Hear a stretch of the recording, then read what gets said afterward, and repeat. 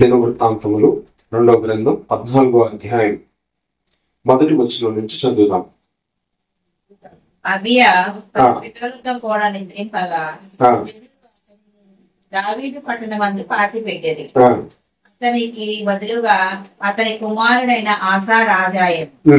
ఇతని దినములలో దేశము 10 సంవత్సరములు నెమ్మది పొందారు. ప్రార్థన చేసుకున్నాం.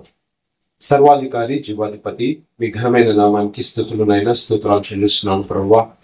ఇంతవరకు నైనా మిరకల్ చాటును తండ్రి మనం దాచి భద్రపరిచి రాత్రికాల సమయం మందు నైనా మీ మందిర ఆవరణలోకి నైనా మమ్మల్ని నడిపించారు. మీకు స్తోత్రాలు. పాటల ద్వారా మీ నామమును హెచ్చించి గణపరచడానికి కృపనిచ్చారు. మీకు వందనాలు. వాక్య భాగం నైనా మేము మీ పాదసంలో కూర్చొని ఉన్నాం. నైనా మీ మాటల ద్వారా మమ్మల్ని తృప్తిపరచండి. మీ వాక్య భాగము ద్వారా మాతో మాట్లాడి సరిచేయండి, కృపనిచ్చండి, దయచేయండి. యేసయ్య నామమున ప్రార్థించి వేడుకొంచున్నాం తండ్రి, ఆమేన్. పరిశుద్ధ గ్రంథం నుండి దినవృత్తాంతములు 2వ గ్రంథము 14వ అధ్యాయము మొదటి వచనం నుంచి మనం ఇక్కడ గమనించినట్టయితే చదవండి. అబియా తన పితరులతో కూడా నిద్రింపగా జనులు అతనిని దావీదు పట్టణమందు పాతిపెట్టిరి. అతనికి బదులుగా అతని కుమారుడైన ఆసా రాజాయను. ఇతని దినములలో దేశము 10 సంవత్సరములు నెమ్మది పొందెను. ఆగండి. ఇతని దినములలో దేశము 10 సంవత్సరములు నెమ్మది పొందుకుంది. అంటే అతను పరిపాలన చేసింది దాదాపు ఇంచుమించుగా అదే 16వ అధ్యాయంలో మనం చూసినట్టయితే 16 సంవత్సరాలు. చదవండి, ఆ మాట చదవండి. 16వ సంవత్సరమున ఇశ్రాయేలు రాజైన బయెషా యూదా వారి మీద దండెత్తి బయలుదేరి యూదా రాజైన ఆషాయకు రాకలు జరుగుతున్నప్పుడు గ్రామాన్ని పట్టినప్పుడు ఆశా యెహోవా మందిరమందు రాజనగరమందును ఉన్న 16-12 చదవండి. ఆసా తన ఏలుబడి యందు 39వ సంవత్సరం. ఆగండి. ఎన్ని సంవత్సరాలు పరిపాలన చేశాడు? 39 సంవత్సరాలు పరిపాలన చేస్తే 39 సంవత్సరాల పరిపాలన కాలంలో ఎన్ని సంవత్సరాలు నెమ్మదిగా 10 సంవత్సరాలు. ఎందుకు నెమ్మది? మరి మన జీవితాల్లో నెమ్మది ఉండట్లేదు. మన జీవితాల్లో నెమ్మది లేదు. మరి ఆశ తన పరిపాలనలో ఒక కుటుంబంలోనే నెమ్మది లేదంటే మరి రాజ్యంలో, ఎందుకంటే రాజ్యంలో వివిధ రకాలైన మనుషులు ఉంటారు, వ్యక్తిత్వాలు ఉంటాయి, చాలా సమస్యలు ఉంటాయి. శత్రు దేశాల నుంచి సమస్యలు ఉంటాయి కదా. ఆ దేశస్తులు వచ్చి రాజ్యం ఆక్రమించుకోవాలనుకుంటారు. ఇలా ఎన్నో సమస్యలు ఉంటాయి. కానీ ఆసా ఏలుబడిలో 10 సంవత్సరములు దేశము నెమ్మదిగా ఉంది. అసలు నెమ్మదిగా ఉండటమే కాదు కానీ దేశంలో 6వ వచనం చూడండి. అదే 14వ అధ్యాయం 6వ వచనం. అతనికి యుద్ధములు లేకపోవడం చేత దేశంలో నెమ్మది కలిగి ఉండేది. యెహోవా అతనికి విశ్రాంతి దయచేసి ఉండగా అతడు యూదా దేశమున ప్రాకారము గల పట్టణములను కట్టించాడు. అభివృద్ధి కూడా ఉంది. నెమ్మదే కాదు, దేశంలో ఏముంది? ఎప్పుడైతే సమస్యలు లేకుండా ఉంటాయో అభివృద్ధి కూడా ఉంటది కదా. దేశంలో అభివృద్ధి, డెవలప్మెంట్ కూడా కనపడుతుంది ఇక్కడ. ఎందువల్ల ఇది సాధ్యమైంది? ఆశా తన ఏలుబడిలో దేశము కొంతకాలము నెమ్మది పొందుకోవటానికి గల కారణం ఏంటంటే 2వ వచనాన్ని చూడండి. 14వ అధ్యాయం 2వ వచనము. ఆశా తన దేవుడైన యెహోవా దృష్టికి అనుకూలముగాను యథార్థంగాను నడిచిన వాడై. ఇదే కారణం. ఆశా తన దేవుడైన యెహోవా దృష్టికి అనుకూలముగాను యథార్థముగాను, అంతే, దేవుని దృష్టికి అనుకూలంగా నడిచాడు. మనుషుల దృష్టికి కాదు. దేవుని దృష్టికి అనుకూలముగాను, దేవుని దృష్టికి యథార్థంగా నడిచాడు.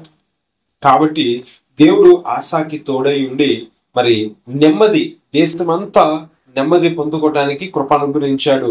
యుద్ధాలు లేవు, అభివృద్ధి ఉంది. మరి యథార్థంగా నడవటం ఏంటి? అనుకూలంగా నడవటం అంటే ఏంటి? ఆశ చేసిన కొన్ని పనులు మనం జ్ఞాపకం చేసుకున్నట్టయితే ఆశ ఏం చేశాడంట? చదవండి. అదే 3వ వచనం. అన్య దేవతల బలిపీఠములను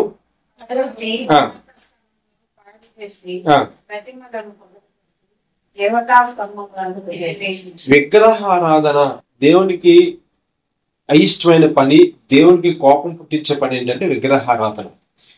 10 ఆజ్ఞలలో ప్రాముఖ్యమైన ఆజ్ఞ ఏంటంటే నేను తప్ప వేరొక దేవుడు నీకు ఉండకూడదు. పైన ఆకాశం అందే గాని, భూమి కింద నేల ఎందే గాని, భూమి మీదే గాని దేని రూపమునైనను విగ్రహమునైనను నీవు చేసుకొనకూడదు. మరి తనకంటే ముందు పరిపాలన చేసిన తన పితరులు ఏదైతే బలిపీఠాలు కట్టించాడో, మరి సొలొమోను గారు కూడా ఏం చేశాడు? ఉన్నత స్థలములను బలిపీఠాలు కట్టించాడు. అతను ఆ యొక్క భార్యల వల్ల, అతను ఆ భార్యలు అన్ని దేవతలు అయ్యటం వల్ల వారి యొక్క దేవతల యొక్క బలిపీఠాలని కట్టించాడు.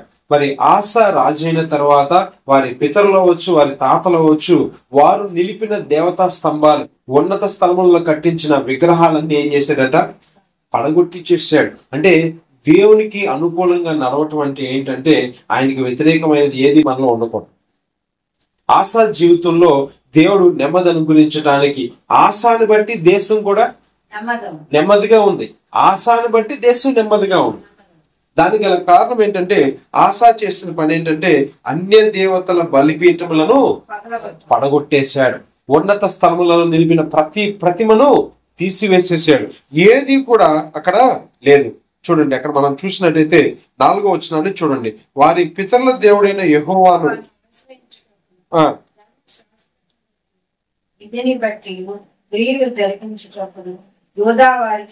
రెండో పని. మొదటి పని ఏం చేశాడు?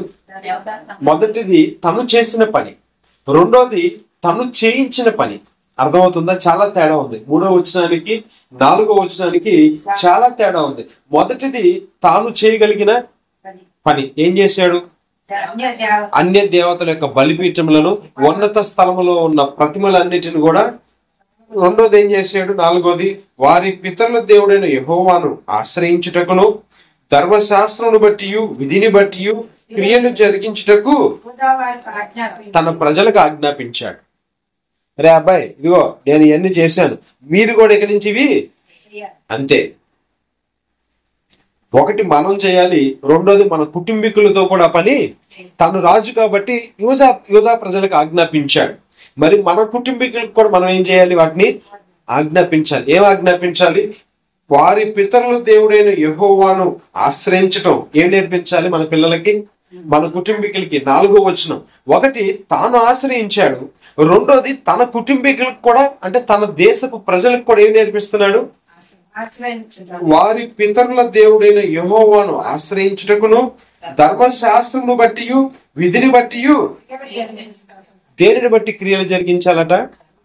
ధర్మశాస్త్రము మూలంగా ఉండాలి. అంటే ఆ క్రియలు, ఆ యూదా ప్రజలు చేసే క్రియలు దేనిని ఆధారం చేసుకొని చేయాలి?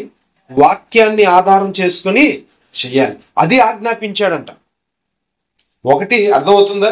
మనం చేసే పని, రెండోది మనం మన కుటుంబీకులతో చేయించే పని. అందుకు దానిని బట్టి, ఆశాను బట్టి దేశం నెమ్మదిగా ఉంది, దేశంలో ఉన్న ప్రజలు నెమ్మదిగా ఉన్నారు. కానీ మన జీవితాల్లోకి వచ్చేసరికి మనం చేస్తాం, మన కుటుంబీకులతో మనం చేస్తాం, లేదా మన పిల్లలు చేస్తారు, మనం చెయ్యం. కానీ ఇక్కడ ఆశా జీవితంలో 10 సంవత్సరములు తన యొక్క పరిపాలనలో కొంత భాగము, అంటే 3వ వంతు భాగము నెమ్మదిగా ఉంది, అభివృద్ధి కనపడుతుంది, ఆశీర్వాదం కనపడుతుంది. దేనికి అంటే తాను చేశాడు, తన ప్రజలకు కూడా ఆజ్ఞాపించాడు. బాయ్, ధర్మశాస్త్రం ప్రకారమే చేయాలి. మనం ఏది చేసినా, మన క్రియలు ఏమున్నా, మనం ఏమి చేసినా ఎలా ఉండాలి? దేన్ని ఆధారం చేసుకొని చేయాలి? వాక్యాన్ని ఆధారంగా చేసుకునే చేయాలి. అదే 4వ వచనంలో మనం చదువుతున్నాం. వారి పితరుల దేవుడైన యెహోవాను ఏం ఆజ్ఞించాడు? రాజు కాబట్టి ప్రజలకి చాటింగ్ పేసి ఉంటాడు. ఈ రోజు నుంచి మన దేవుడైన యెహోవానే మనము ఆశ్రయించాలి, ఇంకెవరిని ఆశ్రయించడానికి వీలు లేదు అని ఆజ్ఞించాడు. రెండోది, క్రియలు దేనిని బట్టి పనులు క్రియ జరిగించాలి? ధర్మశాస్త్రమును బట్టి, విధిని బట్టే. అంటే వాక్యం ఏం చెప్తే అదే చేయాలి, మనం ఇంకా వేరే చేయడానికి లేదు అని ఆజ్ఞాపించాడు. కాబట్టి మరి రాజు మాట తప్పక వినాలి. ఇప్పుడు మనం చెత్తకు పన్ను కట్టమంటే కడుతున్నాం, ఇంకో దానికి పన్ను కట్టమంటే కడుతున్నాం. ఎందుకంటే అధికారి మాట వినాలి. మన పరిపాలన చేసే అధికారి కాబట్టి వారి మాట మనం వినాలి. రాజు మాట కూడా వినాలి. మన కుటుంబీకులు మన మాట వినాలి. ఆసా చేయగలిగింది ఆసా చేశాడు. ఇప్పుడు తన దేశపు ప్రజలకు కూడా ఏం చేస్తున్నాడు? ఆజ్ఞాపిస్తున్నాడు, అరే అబ్బాయి మనం ధర్మశాస్త్రం ప్రకారమే చేయాలి, మనం ఏం చేసినా వాక్యాన్ని ఆధారం చేసుకునే మనం చేయాలి. ఆసా చేసిన ఇంకొక గొప్ప విషయం ఏంటో చూడండి. అదే 15వ అధ్యాయం 16వ వచనాన్ని చూడండి. 15వ అధ్యాయం. తన తల్లి అయిన దేవతా స్తంభమును నిలిపినందున పట్టపు దేవి అయి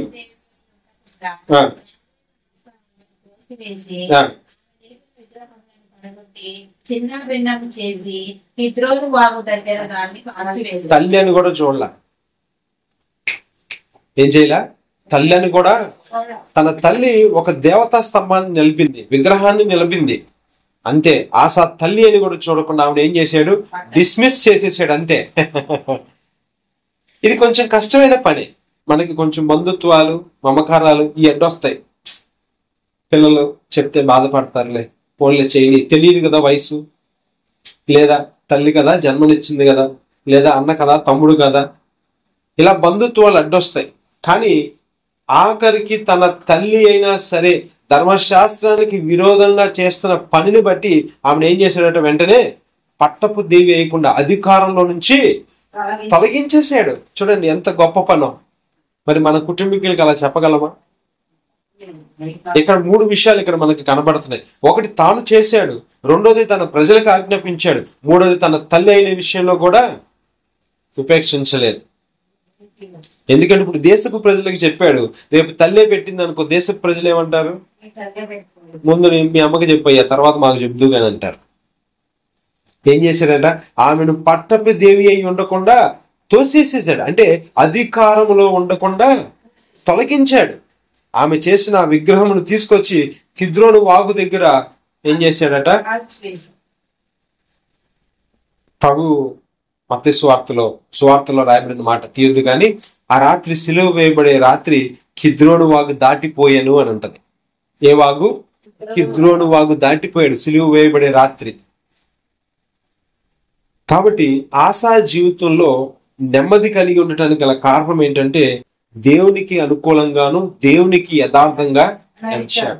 మనం మనుషులకి యథార్థంగా కనపడాలనుకుంటాం, లేదా మనుషులకి అనుకూలంగా నడవాలని కోరుకుంటాం. కానీ మన యథార్థత ఎవరు చూడాలి? దేవుడు చూడాలి. మనం ఎవరికి అనుకూలంగా ఉండాలి? మనుషులకి. ఒకవేళ ఇక్కడ తన తల్లికి అనుకూలంగా జీవించాలనుకుని ఉంటే ఆశా జీవితం ఏమయ్యేది? నెమ్మది ఉండేదా?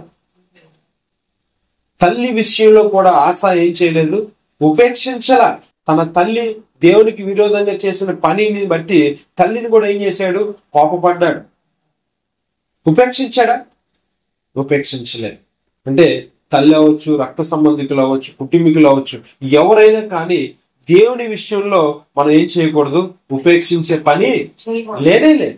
ఉపేక్షించకూడదు. అంటే ఆశ యొక్క భక్తి ఎంతో ఇక్కడ మనకి అర్థమవుతుంది. అదే అంటున్నాడు, ఆశ దేవుని దృష్టికి అనుకూలంగా నడిచాడు, దేవుని దృష్టికి యథార్థంగా నడిచాడు. ఒకవేళ దేవునికి అనుకూలంగా కాకుండా, సరే తల్లి కదా అని తల్లికి అనుకూలంగా ఉండి ఉంటే దేవుడు మెచ్చుకునేవాడా?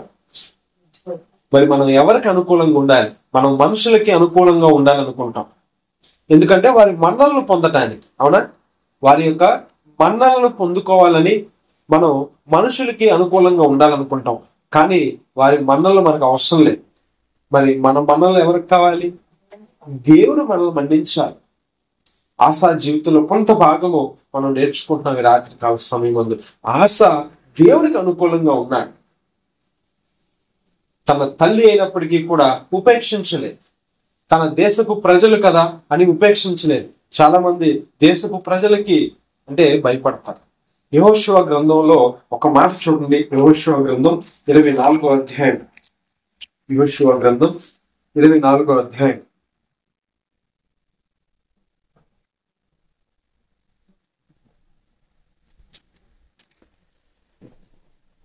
క్షమించండి, యోగు గ్రంథంలో ఉంటుంది ఆ మాట. యోగు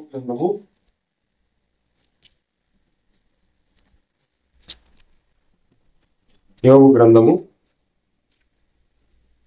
7 సమూహమునకు భయపడి ఆగండి ఆగండి ఆ మాట చదవండి. యోబు గ్రంథము 31వ అధ్యాయము 33వ వచనంలో ఆదాము చేసినట్లు నా దోషములను దాచిపెట్టుకొని ఏ సమూహము సమూహాలకు భయపడతాం అంటే సమాజం ఏమనుకుంటుందా అని భయపడతాం. ఎవరికి భయపడం? మనుషులకి అంటే సమాజానికి అనుకూలంగా ప్రవర్తించాలని ప్రయత్నం చేస్తాం, దేవునికి అనుకూలంగా ప్రయత్నం చేయం. మహా సమాజమునకు భయపడి ఏ కుటుంబాలకి? కుటుంబముల తిరస్కారమునకు. అమ్మో, మనం ఇలా చేయకపోతే కుటుంబాలు తిరస్కరిస్తాయేమో.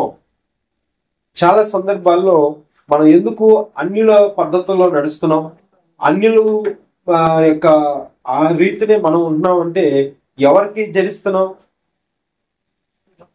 కుటుంబముల తిరస్కారమునకు జడుస్తున్నాం, మహాసమూహమునకు భయపడుతున్నాం, సమాజానికి అనుకూలంగా ఉంటున్నాం, కుటుంబానికి అనుకూలంగా ఉంటున్నాం.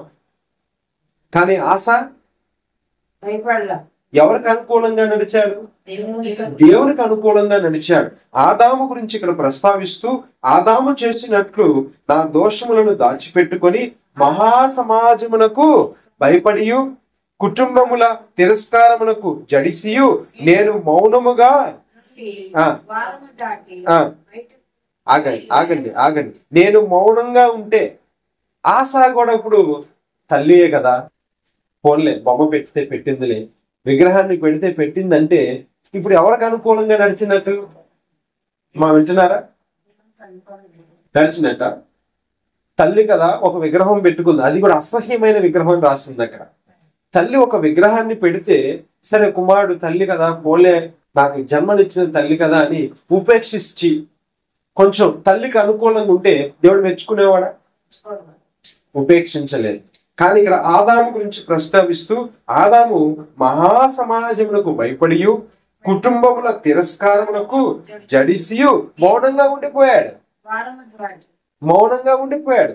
ఈరోజు మౌనంగా ఉండిపోతున్నాం. చాలా సందర్భాల్లో మనం ఏం చేయలేకపోతున్నాం, హెచ్చరించలేకపోతున్నాం. ఆశ ఏం చేశాడు? తన తల్లి అయినప్పటికీ కూడా ఉపేక్షించల. దేవునికి వ్యతిరేకంగా చేసిన పనిని టాలరేట్ చేయలే, ఉపేక్షించలేదు. తల్లి అయినా సరే బూస్టింగ్ చేసేసాడు, అధికారంలో నుంచి తీసివేసేసాడు. అందుకే అన్నాడు కుటుంబం యొక్క తిరస్కారాలకు భయపడతాం. చాలా సందర్భాల్లో సమాజం ఏమనుకుంటుందో లేదా కుటుంబం ఏమనుకుంటుందో. మనం ఎవరికి అనుకూలంగా ఉంటున్నాం? కుటుంబానికి, సమాజానికి అనుకూలంగా ఉంటున్నాం. అది కాదు. ఆశ నుంచి మనం నేర్చుకునే పాఠం ఏంటంటే మనం అనుకూలంగా ఉండాల్సింది, మనం యథార్థంగా ఉండాల్సింది సమాజానికి కాదు, కుటుంబీకులకు కాదు, దేవునికి అనుకూలంగా ఉన్నామా, ఆయనకి అనుకూలంగా నడుస్తున్నామా లేదా అనేది చూడాలి. ఆయన దృష్టికి యథార్థంగా ఉన్నామా లేదనేది చూడాలి. ఇక్కడ ప్రభు మనతో మాట్లాడబోయే మాట సూటిగా అర్థమవుతుందా? మైకా విషయంలో తన కుమారుడైన ఆశ మరి తల్లి విషయంలో కనుక ఉపేక్షించుంటే దేవుడు నెమ్మదినిచ్చేవాడా?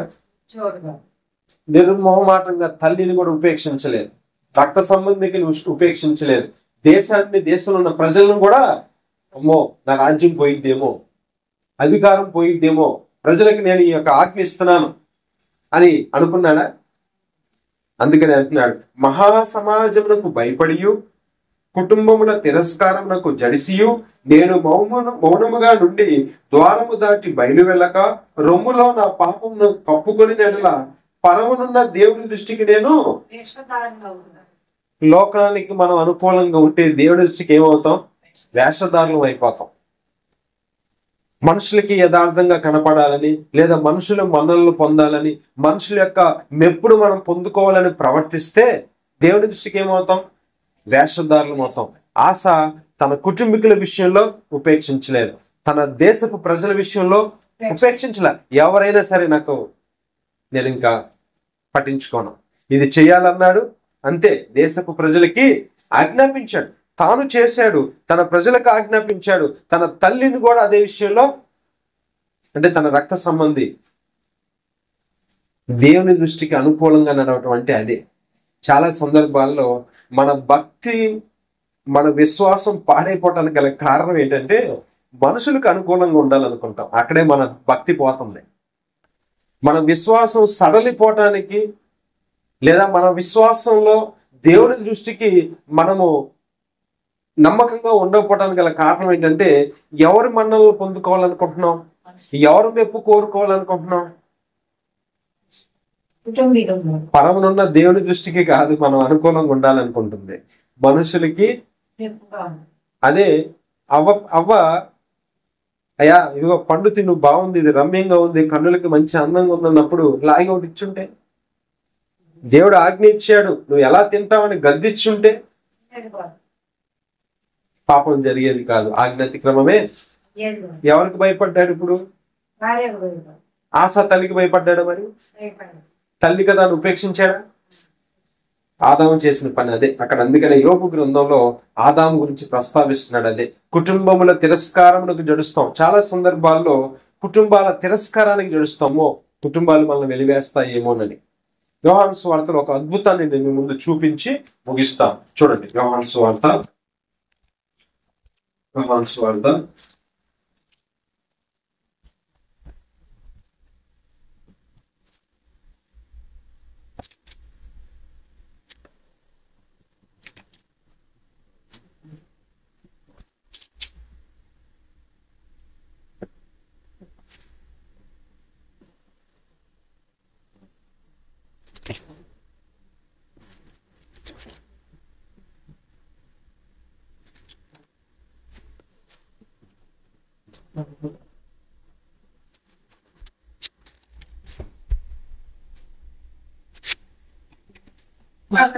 యోహాను సువార్త 9వ అధ్యాయం 1వ వచనము. ఆయన మార్గమున పోవుచుండగా ఎవరంటే పుట్టుకతో గుడ్డి అయిన ఒక మనుషుడు కనపడెను.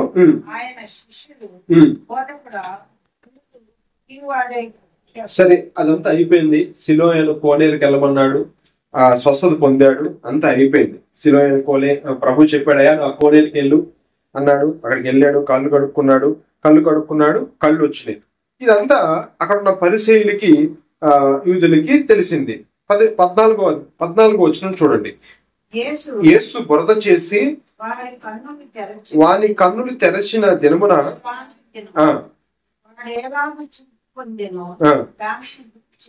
పరిచయులు కూడా వాణిని మరలా అడగగా, వాడు నా కన్నుల మీద ఆయన బురద ఉంచగా నేను కడుముకొని చూపు పొందిద్దనని వారితో. ఆగండి. సరే, వాడి కన్నులు వచ్చినాయి, మంచిదే, జరిగింది. సరే, వీళ్ళు ఎలా జరిగిందని చెప్పి పరిచయులు తర్జన భర్జన పడుతుంటే 20వ వచనం చూడండి. అందుకు వాని తల్లిదండ్రులు 19వ వచనం చదవండి. గుడ్డివాడై పుట్టినని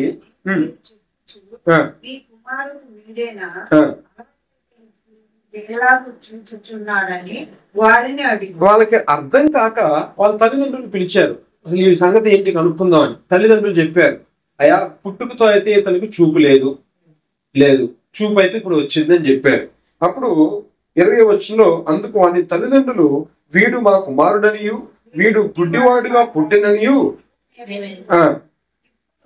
వీడేలాగు చూచుచున్నాడు ఎరుగము, ఎవడును వీడి కన్నులు తెరచును అది మేము ఎరుగము. మీరు వయస్సు వచ్చిన వాడు తన సంగతి తానే చెప్పుకొనగలడని వారితో అని. ఆగండి. పరిసయ్యులు పిలిచారు వాళ్ళ తల్లిదండ్రుల్ని. అసలు వీడి సంగతి ఏంటి, వీడి చూపు ఉందా లేదా ఏంటని చాలా క్వశ్చన్స్ వేసి అడిగితే వాళ్ళ తల్లిదండ్రులు అన్నారు పుట్టుకతో అయితే ఇతను చూపు లేదయ్యా, ఇప్పుడు చూపు ఎలా వచ్చిందో మాకు తెలియదయ్యా, వాడికి వయసు వచ్చింది, అతన్నే అడగని అన్నారు. ఎందుకు ఈ మాట చెప్పారు తెలుసా? కింద రాస్తుంది, చదవండి 22వ వచనంలో. వాని తల్లిదండ్రులు ఎందుకని ఆయన క్రీస్తు అని ఎవరైనాను ఒప్పుకొని కదా వారిని సమాజ మందిరంలో నుండి విడిగేతుమని యేసు ప్రభు అని ఒప్పుకుంటే ఆ కుటుంబాలు ఏం చేస్తారంటే ఈ పరిచయులు అందుకు ఒప్పుకోవాల. కుటుంబముల తిరస్కారము, సమాజం యొక్క తిరస్కారము, అక్కడ కార్యం జరిగింది. యేసు ప్రభు కార్యం చేశాడని వాళ్ళకి అర్థమైంది. కానీ పరిసయ్యుల ముందు తల్లిదండ్రులు ఎందుకు ఒప్పుకోలేదంటే యేసే క్రీస్తుని ఒప్పుకుంటే ఇప్పుడు ఆ కుటుంబాన్ని ఏం చేస్తారు? అంతే సంగతి. భయపడి. ఈరోజు ఎవరికి భయపడుతున్నారు? సేవకుడికి భయపడతారు. సేవకుడికి కాదు భయపడాల్సింది, లేదా మనుషులకు కాదు భయపడాల్సింది. ఎవరికి భయపడాలి? దేవుని పరమనున్న దేవునికి భయపడాలి. అందుకని అంటున్నాడు యోబు, ఇదిగో నేను కుటుంబాలకి దలిచి లేదా సమూహమునకు భయపడితే నేను పరమనున్న దేవునికి వేషధారణ అవుతాను. ఆశ చేసిన పని అదే. ఆశ ఏం చేశాడు? తన ప్రజలకి భయపడలేదు కాబట్టి ఆజ్ఞ ఇచ్చాడు. యూదా దేశం అంతటికి ఆజ్ఞ ఇచ్చాడు, మీరు ఈ పని చేయాల్సిందే, విగ్రహాలన్నీ పగలగొట్టాల్సిందే, దేవుని మాత్రమే ఆరాధించాలి, ఆయన్ని మాత్రమే ఆశ్రయించాలి. మీరు ఏం చేసినా ధర్మశాస్త్రము వాక్యానుసారంగా చేయాల్సిందే. వాక్యానికి వ్యతిరేకంగా ఏది చేసినా ఒప్పుకునేది లేదన్నాడు. తన తల్లి విషయంలో కూడా ఏం చేశాడు? అలాగే పాటించాడు. భయపడల ఆశ, దేవునికే భయపడ్డాడు, దేవునికి అనుకూలంగా ప్రవర్తించాడు. కానీ ఇక్కడ వీడి తల్లిదండ్రులు, పుట్టి గుడ్డివాడి తల్లిదండ్రులు ఎవరికి భయపడ్డారు? పరిసయ్యులకు భయపడ్డారు. ఎందుకంటే ఒకవేళ యేసే క్రీస్తును ఒప్పుకుంటే పరిసయ్యులు ఆ తల్లిదండ్రుల్ని, ఆ కుటుంబాన్ని ఏం చేస్తారు? వెలివేస్తారు. ఈ రోజుల్లో సమాజానికి కూడా మనం కూడా భయపడుతున్నాం, మనుషులకి భయపడుతున్నాం, కానీ ఎవరికి భయపడట్లా? ఎందుకంటే సమాజం వెలివేస్తుందేమో, కుటుంబం వెలివేస్తుందేమో. ఈరోజు చాలా మంది యేసు ప్రభువుని నమ్ముకుంటే ఇదిగో వెలివేస్తారు, తప్పు దేవుడు, ఇలా గాని. మనం భయపడాల్సింది దేవునికి, మనుషులకి కాదు. మనం అనుకూలంగా నడవాల్సింది దేవునికి, మనుషులకి కాదు. మనం మనుషులకి అనుకూలంగా నడిస్తే దేవుడు మెచ్చుకోడు. ఒకవేళ ఆశయే గనక మరి తన తల్లి విషయంలో సరే పోన్లే అని చూసి చూడనట్టు వెళ్ళిపోతే ఏమైపోయేది? ఆశీర్వాదం ఉండేది కాదు, దేశంలో అభివృద్ధి ఉండేది కాదు. రాత్రి ప్రభు మనతో సూటిగా మాట్లాడే మాట ఏంటంటే మనం చేయాలి, మన కుటుంబీకులకి చెప్పాలి. మనమే కాదు, మన కుటుంబీకులు కూడా అలా చేయాలి. ఆశ చేశాడు అట్లాగా. తన తల్లి విషయం, తన రక్త సంబంధికుల విషయంలో ఉపేక్షించలేదు. మనం మాత్రమే చేస్తాం, మన పిల్లలకి మనం చెప్పం. అదే మనతో వచ్చిన సమస్య. పోనీ మన పిల్లలు చేస్తారు, మనం చెయ్యం. అదే వచ్చిన సమస్య. దేవునికి అనుకూలంగా నడవాలి. మనుషుల యొక్క అనుకూలత కాదు మనకి కావాల్సింది, మనుషుల యొక్క మన్ననలు కాదు మనకి కావాల్సింది, మనకి దేవుని మన్ననలు కావాలి. ఆదాము ఆ విషయంలోనే మరి అవ్వమని అక్కడ ఆ సమయంలో గద్దించుంటే ఏమయ్యేది? భార్య కదా అని ఉపేక్షించాడు, భార్య మాట విన్నాడు. అదే తల్లి కదా అని ఆశ కూడా వదిలేస్తుంటే కదా. కాబట్టి దయచేసి గమనించండి. అందుకనే పేతురు యోహానులు అంటున్నారు, మేము మీకు భయపడాలా, దేవునికి భయపడాలా? మీరు సువార్త ప్రకటించొద్దు అన్నారు. ఎవరికి భయపడాలి? మీరు కొట్టండి, చంపండి, ఏమన్నా చేయండి, మేము సువార్త ప్రకటించడం మాత్రం మానవ అంతే. మేము సువార్త ప్రకటించడం మాత్రం మానవ అంతే. దేవుడికి అనుకూలంగా నడవాలి. రాత్రి ప్రభు మనతో మాట్లాడే మాట ఏంటంటే మనం ఎవరి దృష్టికి అనుకూలంగా నడవాలి? అంతే. దేవుని మన్నలు పొందుకోవాలి, కానీ మనుషుల మన్నలు మనకి అవసరం లేదు. అవి ఒకరోజు ఏమన్నా సహాయపడతాయి అంతే, కానీ జీవితకాలం మనకి సహాయపడం. మనుషులకి మనం ఎంత అనుకూలంగా ఉన్నా ఏదో ఒక రోజు, అదేదో సామెత అంటారు కదా, పెట్టిన రోజు పెళ్లి బాజాలు, పెట్టని రోజు సాగు బాజాలు. అంటే మనుషులకి మనం ఎంత అనుకూలంగా ఉన్నా అది వ్యర్థమే, అదంతా వ్యర్థమే. దేవుని దృష్టికి అనుకూలంగా ఉండాలి. ఆశలాగా మనం కూడా అట్లా ఆజ్ఞాపించాలి. మన కుటుంబీకులకు కూడా మనం కరాఖండిగా చెప్పాలి. మనం ఏంటంటే ఏముందిలే, తెలియదు కదా, పోన్లే అని అనుకుంటాం. కరాఖండిగా చెప్పాలి. ప్రతి విషయంలో కూడా మనం కరాఖండిగా చెప్పాల్సిందే, అంతే. ద్వితీయోపదేశ కాండంలో కూడా అదే రాస్తుంది అన్నమాట. నీ పిల్లలు కూర్చున్నప్పుడు, నీ పిల్లలు పండుకున్నప్పుడు, వారు లేచినప్పుడు, నడుస్తున్నప్పుడు వాక్యాన్ని ఏం చేయమన్నాడు? నేర్పించమన్నాడు. మనం ఆజ్ఞాపించాలి. ఈరోజు మందిరానికి రామంటే రావాల్సిందే, అంతే. దేవుని వాక్యం చదవాలంటే చదవాల్సిందే, అంతే. మనం ఆజ్ఞాపించాలి. అట్టి కృప దేవుడు మనందరికి అనుగ్రహించును గాక. ఆమె దేవుడి కొద్ది మాటలు మనం దీవించును గాక. ఆమె ప్రార్థన చేసుకుందాం. సర్వాధికారి జీవాధిపతి మీ ఘనమైన నామానికి స్తోత్రాలు. నాయనా, ఎందుకో తెలియదు ఈ మాటలు నాపిచ్చావు, నన్ను గద్దించావు, మీకు స్తోత్రాలు. ఒకవేళ నేను చెప్పలేకపోతున్నానేమో, అయ్యా మేము చెప్పలేకపోతున్నామేమో, ఆశలాగా నీకు అనుకూలంగా మేము జీవించలేకపోతున్నామేమోనని మమ్మల్ని రాత్రి గద్దించావేమో, స్తోత్రాలు చెల్లిస్తున్నాం. అయ్యా మేము మనుషులకు అనుకూలంగా కాదు కానీ నీకు అనుకూలంగా మేము జీవించాలి. అవును ప్రభువా, ఆదాము అనే ప్రభువా ఇస్తునైనా మేము కుటుంబాలకి జరుస్తున్నాం, సమాజానికి భయపడుతున్నాం, వారి మన్నలను పొందుకోవాలనుకుంటున్నాం. కాదయ్యా, నీ మన్నలను మేము పొందుకోవాలి, నీ మెప్పుడు మేము పొందుకోవాలి. అట్టి కృపను మాకు అనుగ్రహించమని అయ్యా, ఇకనైనా జ్ఞానం కలిగి ఉండే కృపను దయచేయమని యేసయ్య అతి పరిశుద్ధమైన నామమున స్తుతించి ప్రార్థించి అడిగి వేడుకుంటున్నాం తండ్రి. ఆమేన్. మీ అందరికీ ప్రభు పేరిట శుభాభివందనాలు తెలియపరుస్తున్నాను. వందనాలు.